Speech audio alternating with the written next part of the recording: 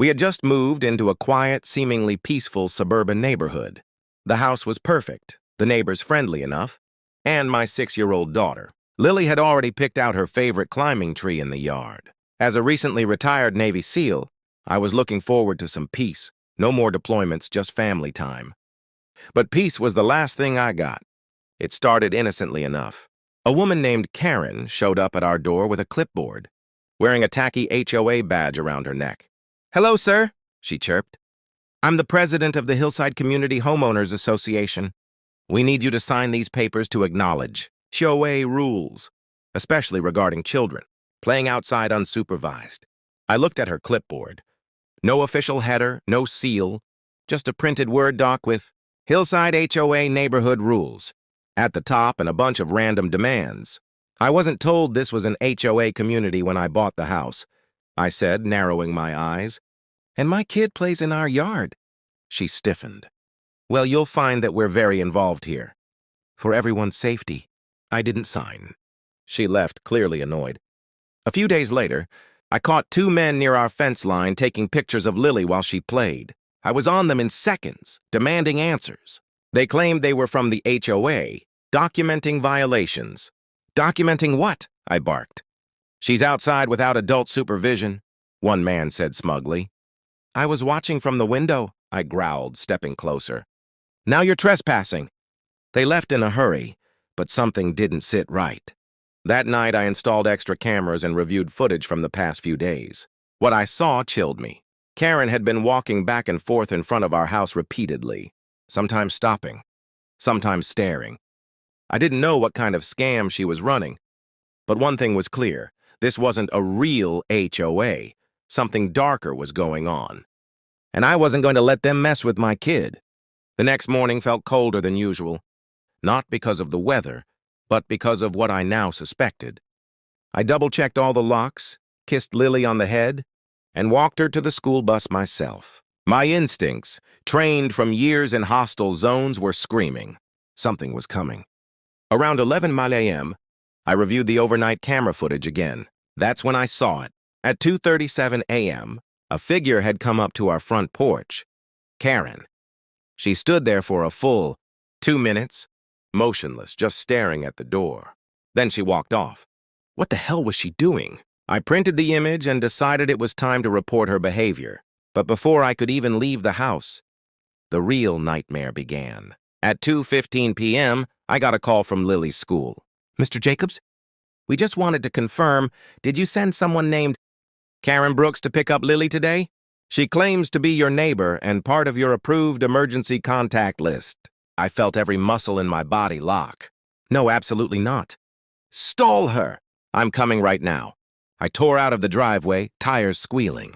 When I arrived, Karen was sitting in the front office with a fake ID and an innocent smile. But when she saw me storm through the door, her expression dropped. "You messed up," I said, stepping toward her. She stood fast, dropping the act. "You don't understand. This community has standards. Your daughter needs structure. We help families." I didn't reply. I just stared her down until the school security officer stepped in. But when he asked for her ID again, she bolted. She ran out the front door into a black SUV parked across the street, the same one I'd seen outside our house 2 nights ago. This wasn't just some nosy neighbor playing HOA. This was a coordinated effort. A fake HOA trying to abduct my child? That crossed every line imaginable. I filed a police report immediately. But I knew the system might move slow, too slow to protect Lily. So that night, I went back into mission mode, reinforced the perimeter, loaded my safe with non-lethal gear, trained Lily on the safe word. I wasn't going to wait for someone to stop them. I would, with or without backup. They wanted a fight, now they had one. I spent the entire night preparing. My old SEAL instincts took over. I set up motion sensors, rigged noise traps on the side entrances, and hid 2 night vision trail cams in the bushes lining our yard.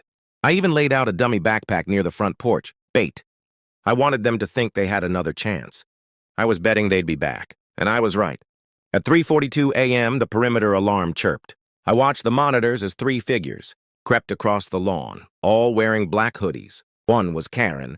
The other 2 were the same men who'd claimed to be HOA inspectors. One of them carried a duffel bag. The other had zip ties in hand. They weren't just here to harass anymore. They were here to take someone. I slid out the back door, silent as shadow.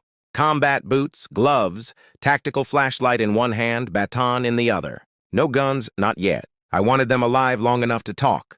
They didn't see me until I was right behind them. The taller man turned first, and I dropped him with a knee to the stomach, followed by a strike to his shoulder. He screamed and collapsed, his arm twisted unnaturally. The second guy lunged, but I spun and drove my elbow into his jaw. Another crack. Down. Karen turned to run.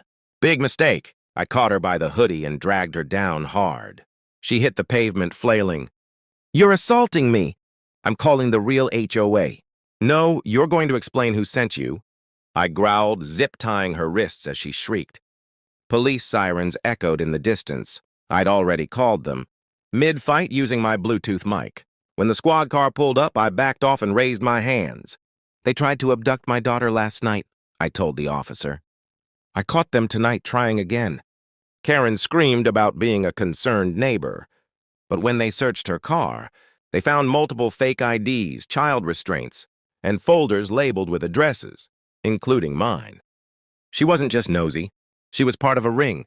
The other two men were confirmed to have records, tied to child trafficking groups, posing as community figures. My blood boiled. But justice was only beginning. I wasn't just going to stop them. I was going to expose everyone they were working with. By morning, the entire neighborhood was awake. Police cruisers, detectives, and even a couple agents from a federal task force were parked across my yard. What they uncovered from Karen's car and phone was disturbing. Names, addresses, photos of children, even blueprints of homes in other suburbs. This wasn't just some crazy woman playing dress-up with fake HOA forms. She was part of a nationwide kidnapping ring disguised as neighborhood. Safety groups.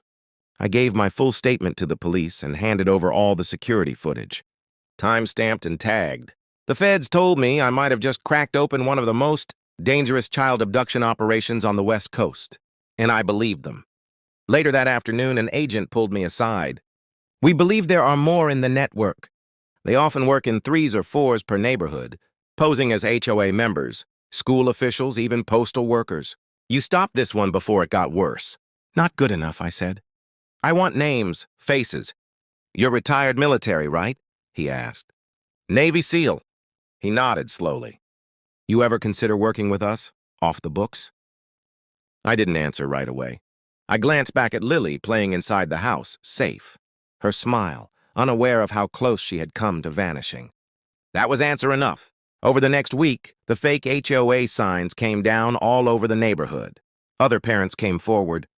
Realizing they'd also been approached, some even signed those fake rule sheets, not knowing what they were giving away. The homeowners actually rallied and formed a real neighborhood watch, this time with police guidance. As for Karen and her crew, they were hit with a laundry list of federal charges. Kidnapping, conspiracy, forgery, trespassing, endangering minors. They weren't getting out. But for me, things had changed permanently. I wasn't just a retired SEAL anymore. I was a father on a new kind of mission, to protect those who couldn't protect themselves. Even here in the safe suburbs, they thought they'd picked an easy target. They didn't know I'd spent my entire life hunting worse monsters than them. And now, I was hunting again.